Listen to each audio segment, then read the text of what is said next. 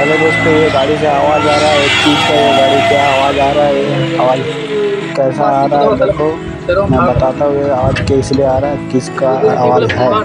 ये वीडियो देखो, देखते हैं किसका आवाज़ है।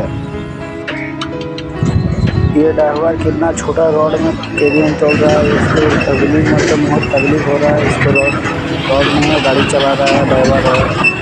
और इस तरह देखो केबिन चलना हो गया हम लोग का पूरा केबिन उठा रहा है। केबिन उठाने के उठा से हम लोग चेक करेंगे क्या आ रहा है।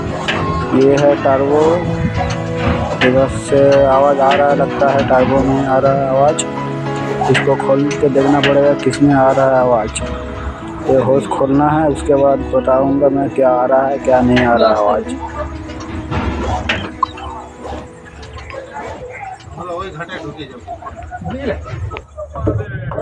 हेलो दोस्तों, ये एयर फिल्टर से आने वाला एक होस है। ये होस को पहले हमको खोलना पड़ेगा, उसके बाद टर्बो को देखेंगे फैन क्या हो रहा है।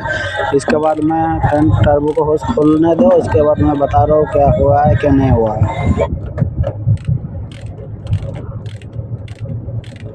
नहीं कूलेंट लाइन था उसके जाके नहीं बोला आवाज़ भी छोड़ गई टर्बो तो होना सारे पता हो कूलेंट लाइन था जाके।